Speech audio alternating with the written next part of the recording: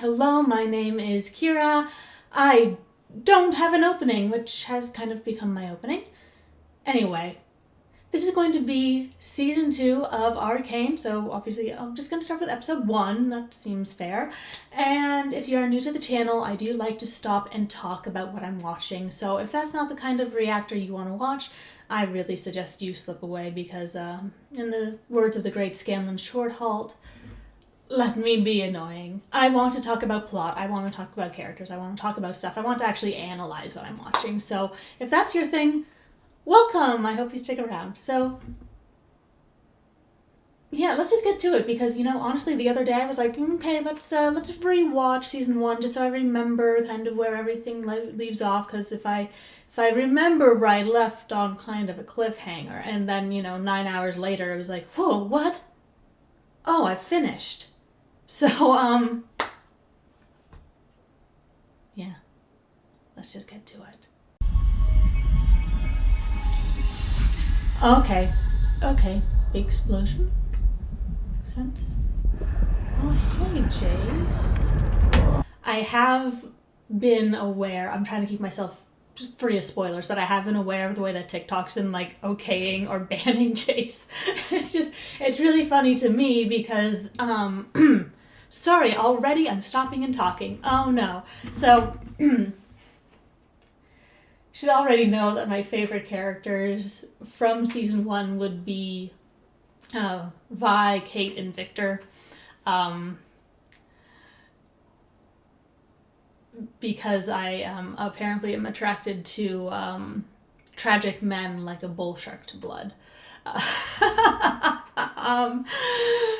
But, you know, the thing about Jayce that hits me is that, like, when it comes to season 2 with Jayce, he's in the middle of a character arc. You know, because he's a character who in season 1 has not experienced any repercussions from his actions. Whenever he has kind of thought about dealing with his actions, it all ends up all right in the end for him. The first time that he's really had to deal with something that he's done actually having a bad consequence, it was when he killed the kid. And, you know, so I'm here for Jayce actually figuring out that actions have consequences, because for so long in his life they just never have. When he screws up, somehow someone, Viktor, makes it work out for him. You know, it's, Jayce is just, he's in the middle of a character arc, and I don't feel like you can judge a character. I mean, you can, but I don't think you can make an ultimate judgment when they're not done their character arc. So that's my view on Jayce. Oh, thank God Mel's alive. My goddess. This is nicely done. The shaky camera, all this is very nice. Oh.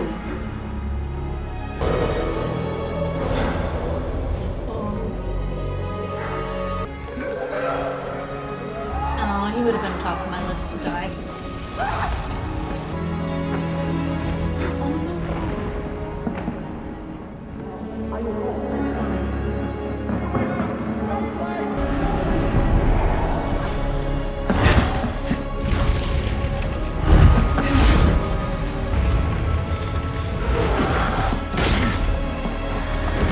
Dang, is he still alive?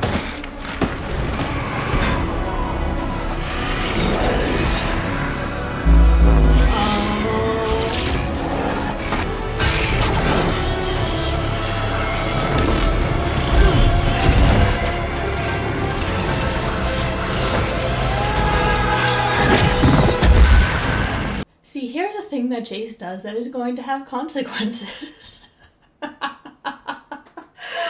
Oh boy. Glad Mel's okay. You know, I never understood the, actually no, I understood the whole, you know, the shipping triangle, but it was like, you know what? You can just leave Mel to me. I mean, it's fine. Okay, so yeah, so here we have Jayce. I'm going to assume that this has major consequences, so that's going to be a great thing for his character.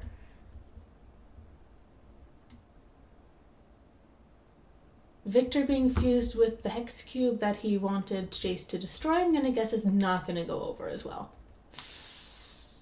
But then again, I do kind of get, you know, the adrenaline rush of wanting to, you know, save the person. I'm not saying it was right of him, but I get where Jayce was coming from at the time. Also, Ambessa, Mel's mom. She, you can definitely tell that she's a leader because she's really stepping up there. She's just taking control. It's like, this isn't even your place, ma'am. I mean, you know, taking control of a disaster, that's a good thing, but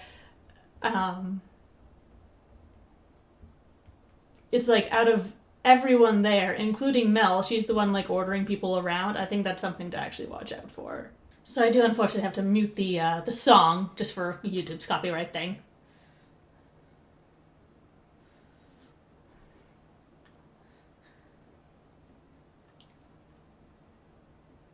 Ooh.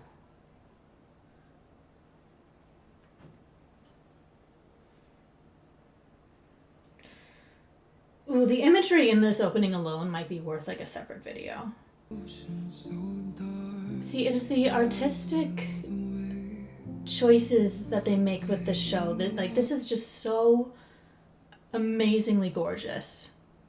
What is this, all in charcoal? There's a silence so only memory. I mean, I know the show cost a lot to make, but they are... Wow. And of course, this is going to hit Vi and Kate so much because they were there when Jinx set the thing off. Oh, man. Like, I mean, I think, especially Vi, like, all those people that she couldn't save because she couldn't get through to Jinx. What a gorgeous way of depicting her state of mind. Basically, nobody exists in this universe except for her dead mother, her, and Vi. The shaking of the lip, that's just gorgeous. Gorgeous, gorgeous attention to detail. To think we nearly extended sovereignty to the creatures who did this. As we are at war, I thought it prudent to solicit the advice of such an experienced veteran. Let us address the matter at hand. Sus. Our people are scared. So the piece that they were talking about was with Silco, right? So they were basically gonna make peace with Silco. Is Caitlyn not able to give her account that it was Jinx? I mean, she was there when Silco was murdered. I mean, so you're able to... Whatever Jinx did, if we call it murder, we call it an accident. Whatever she did, she shot him. So, I mean, if we call... I mean...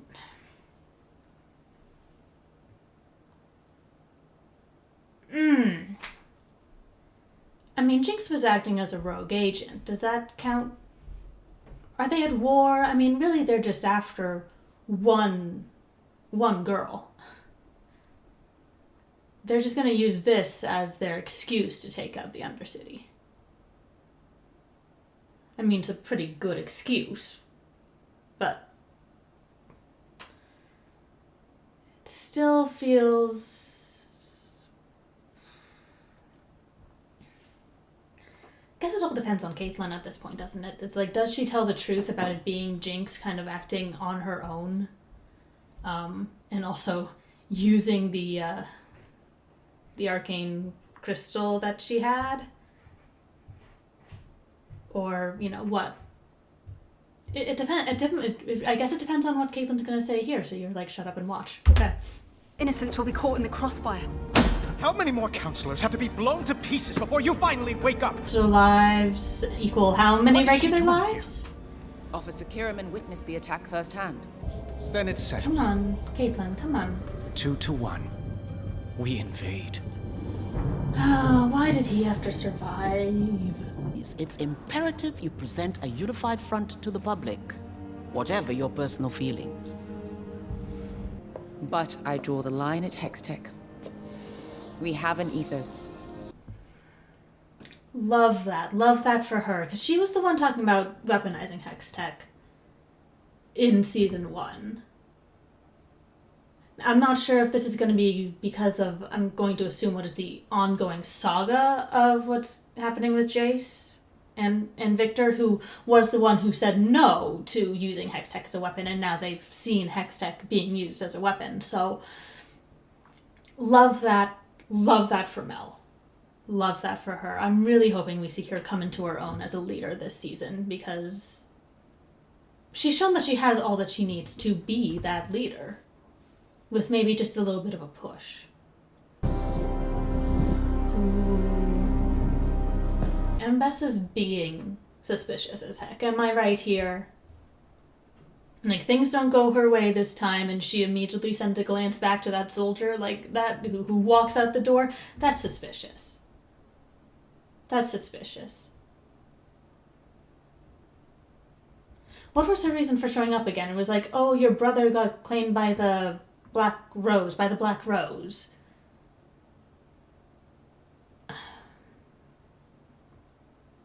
I don't know. It was an interesting addition to season 1 that caught me when I was doing the rewatch as to, like, why are they introducing her now? And now she just seems so suspect in the way that she's acting. I know that I'm...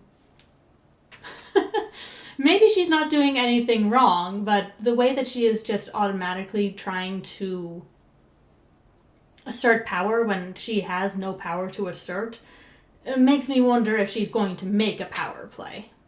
Because she's used to being someone who has power, and right now there is a void of people taking leadership. I noticed that Jayce is no longer in this room. I know that he kind of quit his job, but you'd think that they would, like, you know, forgive that in the wake of a lot of people dying. I had a shot. Here we go. The guilt. She's looking to be blamed. Yosefai's just been hanging around. What is she still doing here? She's the only one who's gonna get how Vi feels. I mean, she's the only one who's gonna get how Caitlyn feels.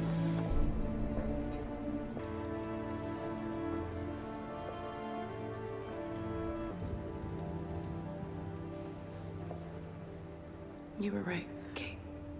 Powder's gone. You can.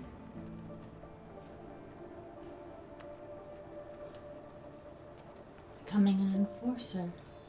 You can show they're not all of Zorn support's jinx. That is an interesting move, because, you know, most of Zon is not going to be a fan of this move, right? Like, I'm not sure what it's going to look like in the Undercity now that Silco's dead, but there is also, again, going to be this massive, you know, power gap, and who's going to step up to take that, you know? I mean, you'd hope that it would be like Echo would be able to, you know, get more people into his area, you know, but Echo is also only just a teenage boy, and I think that he would probably worry about letting too many people into his area. Like, he was very, very careful with Vi and Kate. And I don't think that the Undercity is going to take kindly to a teenage boy trying to, you know, assert himself as a leader. So, I'm wondering if it's going to be Sevika? If I'm getting her name wrong, I'm sorry. I mean, because as Silco's person, but also she was once Vander's person as well. She's very powerful, she's assertive. I'm going to wonder if it's going to be her taking up and kind of filling that power void right there.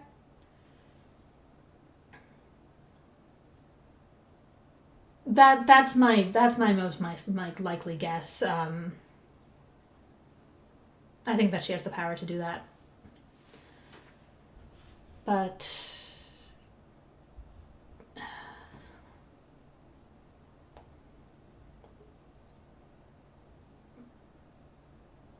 it is sad to see, like, I'm not sure that would work for Vi to step up there and be like, yes, I'm from Zon, And I don't support what my sister did because, first of all, it's her sister. People are, I would hope that she would try to keep that quiet because otherwise people are going to be automatically suspicious of her.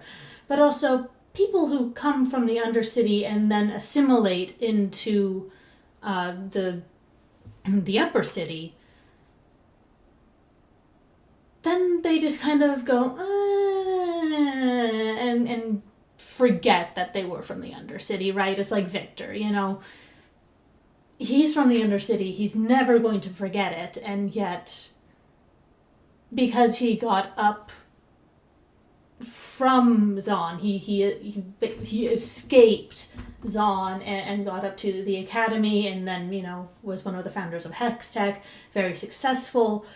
I think the people were really willing to kind of look past that blip in his past.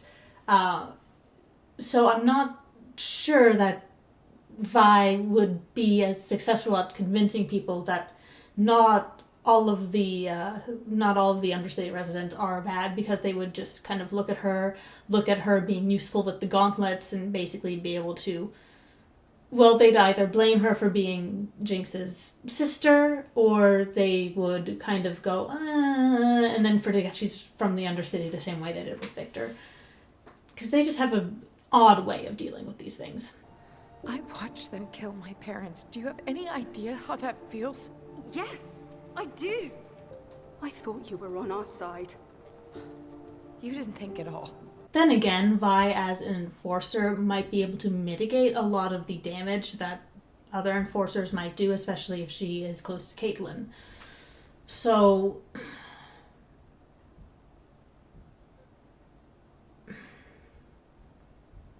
yes, it would be so hard, but it's, you know, Caitlyn's enforcer, and so what's the line? You can have this homoerotic tension with a enforcer, but you can't become one. Like, well, what's Vi's line in the sand? How much has to happen before she would want to possibly become part of this? Because it's like she was acting for Piltover when she had the gauntlets, when she was working with Jayce. In fact, you would argue that Jayce with Hextech is even more symbolic of Piltover, and especially its status and the way that it has progressed and not used any of that technology to help the Undercity. So Vi's also got some interesting dissonance going on. Foreshadowing?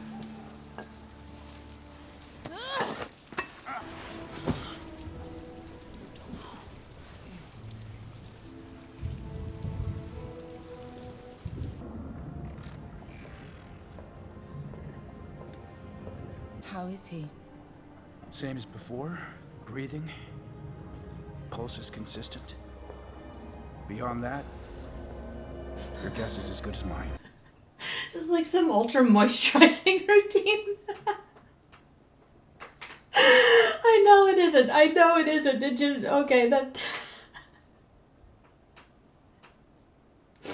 Could you not at least put him down, like, horizontally? Does he sink into the radioactive goop if you do that? That looks just so funny. Okay.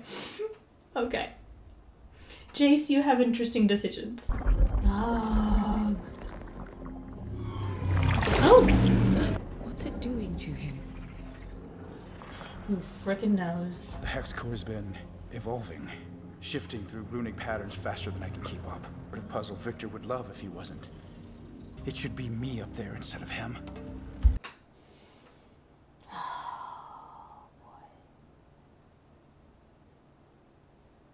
First of all, cute that on the blackboard he drew Viktor's hair on the little person. Oh boy.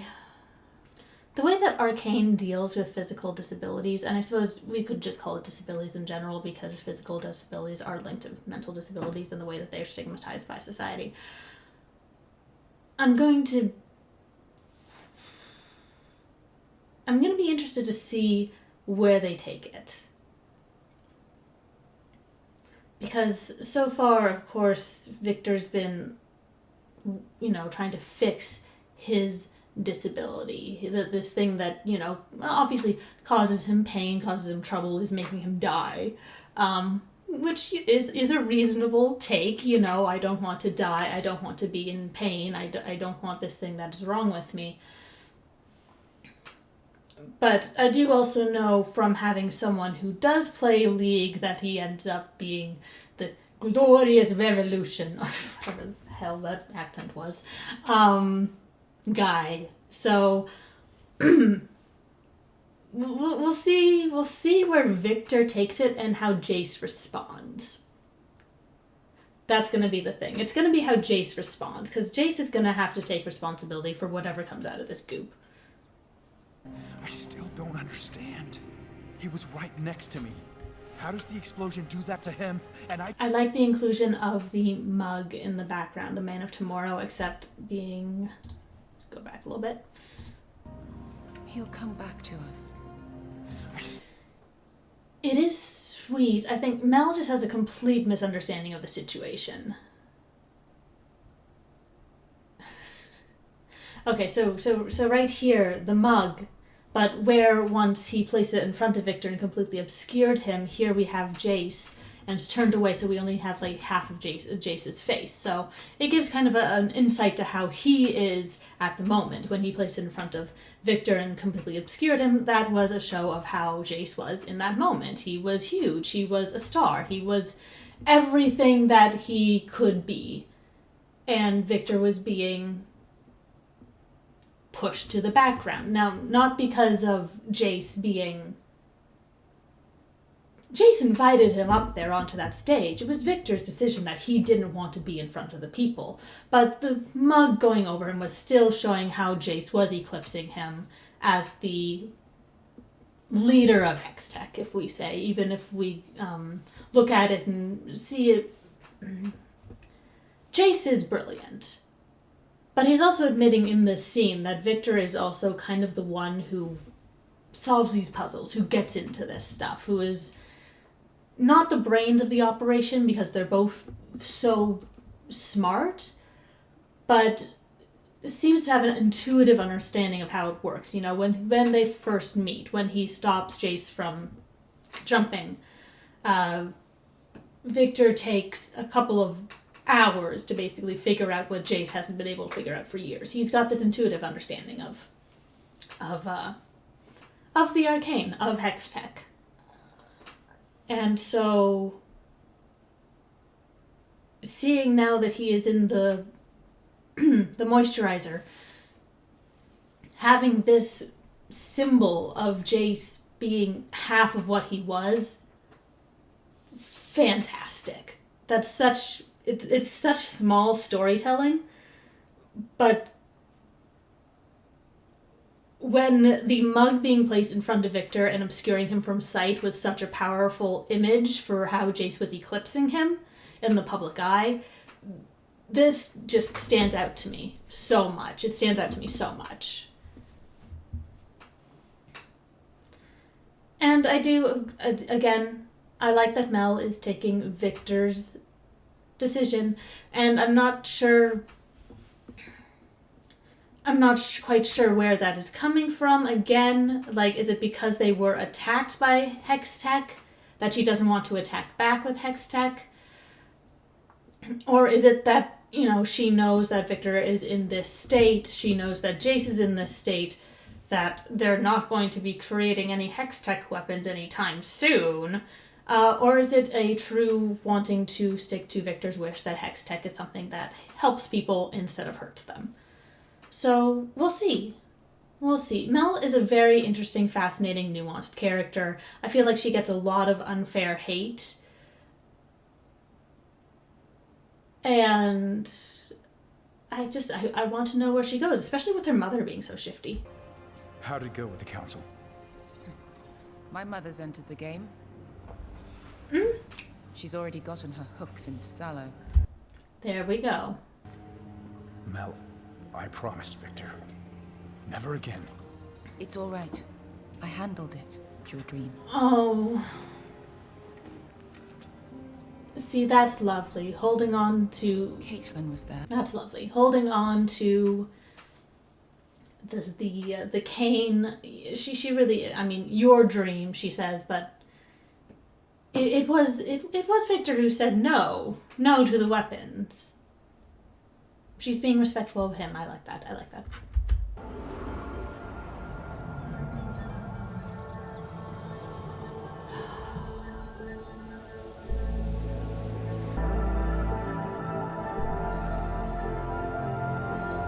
Now let's not shoot anybody in your little trance here.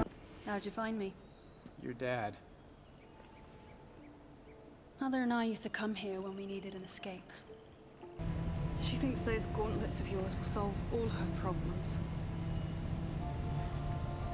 What if she's right? Hextech may keep us alive, Jayce, but it's not what will save us. No, that is a lovely sentiment, actually. Not a sentiment, a belief. Keep us alive, but it won't save us. I mean, basically, you know, if we go in there and we slaughter everybody, that's not going to be a solution. It will take care of a problem, yes, but it's going to just lead to problem after problem more in the future.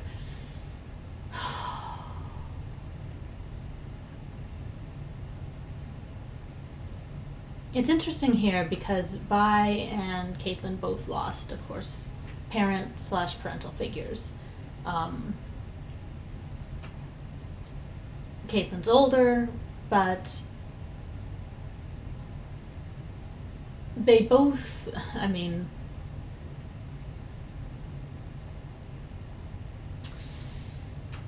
oh boy, I don't want to blame Powder for what happened. Because she was really just trying to help, but Vi at the time did hold blame for her. And so both Caitlyn and Vi, Jinx is a symptom of a disease. She's a symptom of the Undercity being treated poorly for so long, being abandoned for so long. You were eventually going to have someone like Jinx fighting back. She just happened to be the one intelligent enough to use Hextech to do it. So now we have two characters who have had the same girl end the lives of their parents. Vi never, as far as we know, we didn't see Vi deal with that. We know that she spent her years in prison, and then she came out and she wanted to find Powder again. Caitlyn's reaction is right on the heels. She gets to react right away. She doesn't have years in prison to cool off, to think, to really process things, I think, the way that Vi was able to when she was in prison. I think Vi certainly has a lot of different issues from when she was in prison, but Caitlyn is reacting in the now. She is reacting to the grief that exists now. If you waited 5 years or however long that time skip was, they don't ever really tell us. If they gave us that time skip and she had that time of just like cooling off, of not being able to interact with anybody besides the wardens that were beating her up, you'd probably have someone who came at things with a calmer perspective, the way that Caitlyn was coming in season 1 with a much more nuanced idea of what the Undercity was like, being able to show mercy and kindness and forgive and really see the suffering there. So I think we're really, for two women who have similar situations, who can both blame Powder/Jinx for the loss of a parental figure, /parent. The difference between Vi being able to process that versus Caitlyn just plain old reacting is really good. It's really good. I I like seeing how this basically lack of time to process is causing Caitlyn to make decisions that I'm gonna assume don't end up too well. And yeah, here's the drinking problem. Me. Join the Peanut Patrol. Vi? Junior Officer Nolan. Maddie. And, it's written on your face. No. You're something of a legend amongst the enforcers. Caitlyn made quite a scene at the station when they tried to deny your enlistment. Just say, it's nice to know there's still good ones left.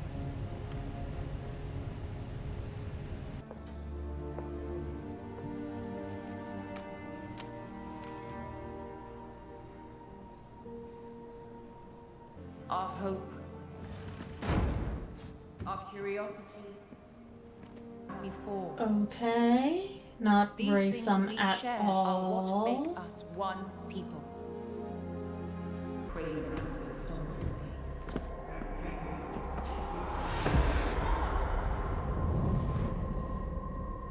We will find those responsible, and they will account for their crimes. Awful, isn't it? Losing a loved one.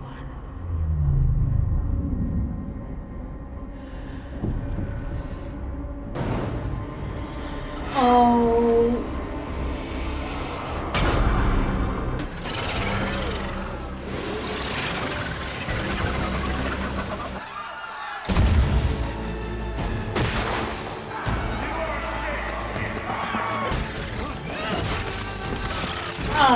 Oh dear. There's the consequences of actions right there.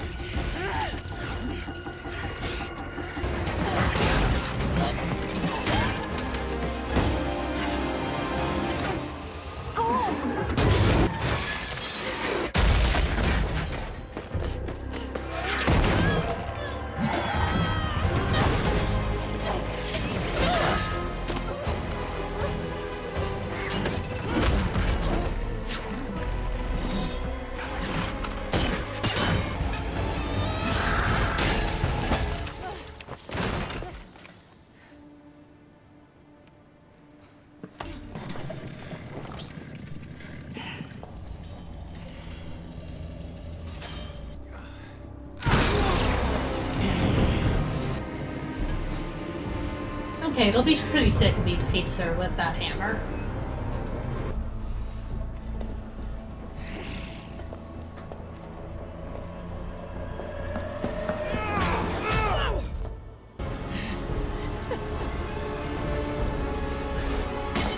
I guess there goes being sick, and here goes being slashed across the back. Piltover Chainsaw Massacre. Who is this dude? For my son!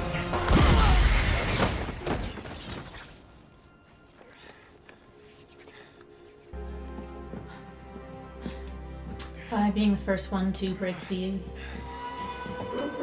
rule against no Hextech.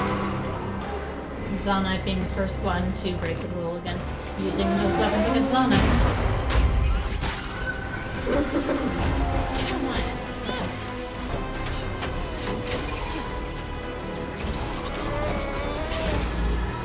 Oh.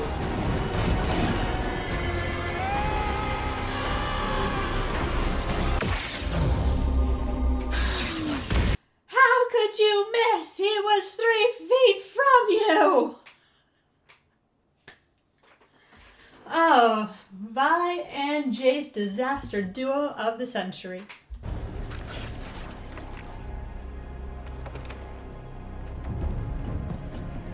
Hey, who is that? He's awesome.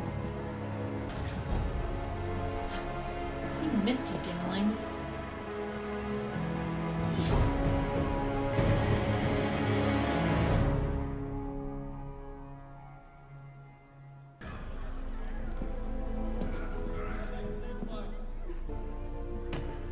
Perimeter secured. We'll see. A memorial? What kind of animals? They wanted the spectacle. This battle was on your soil. Down there, you'll be on their terms. None of this is on our terms. She dies and leaves this giant hole, and I'm just supposed to fill it. Like she was never there to begin with. The hole gets smaller, but you never fill it. Oh, God. I was wrong to spring the badge on you. It's just, every way I slice it, if I go after your sister alone, one of us comes back in a box. You're a Kiraman. This is what you asked for. Heavy is the crown. Fire in the sunrise. Ashes raining down. Heavy is love. Heavy is the crown. How did they sneak so many of these things into the ceremony? They must have had help from someone up here. It was her. You don't just you don't just have, they must have had help from someone and then pan directly to someone else. It was her.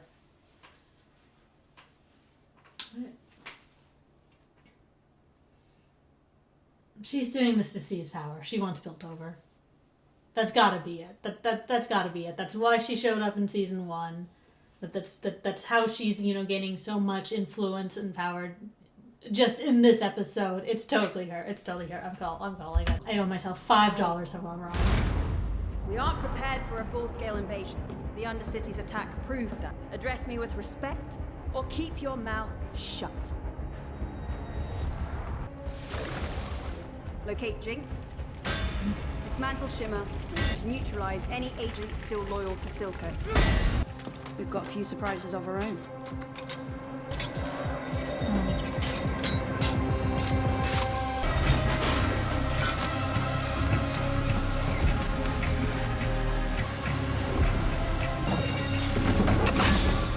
That's gotta be such a betrayal from Jayce.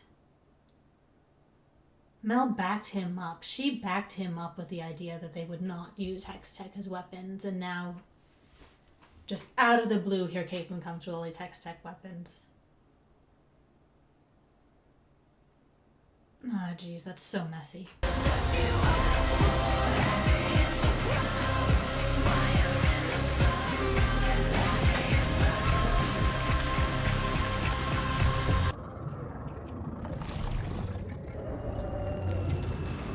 Oh, see, there we go, the full mug.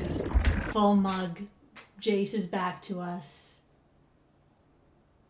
Perhaps not in the way that we wish, but he is no longer halved. Wake up. Oh no, or cut to black.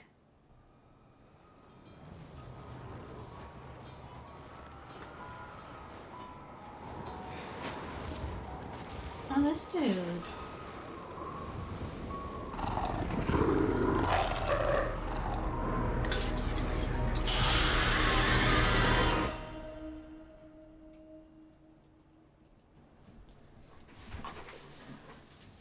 All right, what a banging first episode! Like I appreciate the, I appreciate the way this show just clips along. They could do more with like the political intrigue. Get into they could get more into Vi's struggle, into becoming an enforcer. Maybe that would have been nice. But again, it clips along. I do think that Ambessa, I think that's her name. Oh my gosh, I'm so bad with names. I'm pretty sure that she's the one behind all this. Like, it kind of makes sense. We know that she's power hungry, and we know that she's not afraid to do extreme measures in order to do what it takes. Like, I know that she said, oh, I sent my daughter to Piltover so that she would be safe, but I would not be surprised if she sent her Piltover so that she had a seed planted there. I guess we'll see what happens when Viktor comes out of the goop. The moisturizer. I hope he has really nice skin. But I guess we'll be on that way to the glorious revolution. Glorious revolution.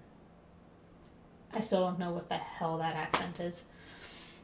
I know at some point he's supposed to turn into some guy who's obsessed with human perfection and has an arm coming out of his back, which I'm going to assume is the Hextech arm that they showed in season 1.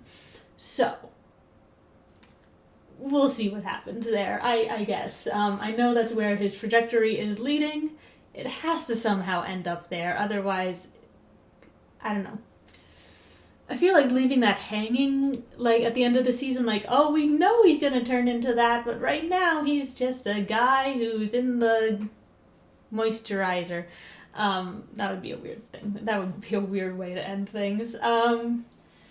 We're seeing Jayce actually dealing with some of the more consequences of actions. Obviously, the mother of the boy that he killed actually wounding him. But also his decision to actually go against Viktor's wishes and his own later wishes to not use Hextech as a weapon.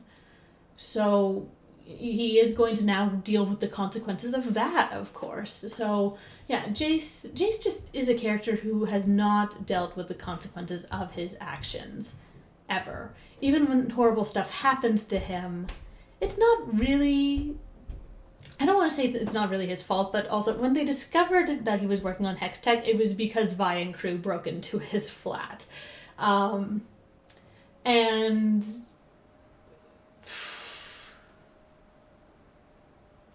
So, and then, yeah, he kills the kid, which is going to be like the first thing that was really his fault. Obviously, Viktor nearly dying when he was sitting in Jayce's seat. That's the interesting thing, was that Jayce had given him his seat in the council so that he could, like, sit down. And then Jayce was right there next to him. It was because he'd given him his seat as part of the, like, you know, as a gesture of being, like, nice and considerate to his dying friend. So, yeah, so he just really hasn't experienced consequences for his actions. I really hope that Mel steps up this season, and looks like she's going to, especially if her mom turns out to be the reason that all of this is happening. She's really going to have to step up, and I'm looking forward to that. Vi's not going to last long as an enforcer, I don't think. Especially with the way that Caitlyn is talking, the way that she talks about, oh, those animals, you know, she's... A season ago, she was seeing the people who had the effects from the, whatever it's called, the drug, you know, and she was feeling sorry for them. She wanted to... She felt sorry for them. And now, suddenly, they're turning into animals. And I don't think that Vi's going to be able to stay by her side if that difference of opinion continues. So, yeah, so that was Arcane Season 2, Episode 1. Let me know what you guys thought about the episode. If you feel like leaving a like or even subscribing, it all means a lot. I'm a small channel, so, you know, everything counts. And I really love having conversations back and forth with people, but please don't spoil me. I'm doing a really good job of not spoiling myself so far. So, I hope you're doing well wherever and whenever you are. Good thing I'm stopping now, because the werewolves are going off. So, I will see you soon with episode 2. Bye!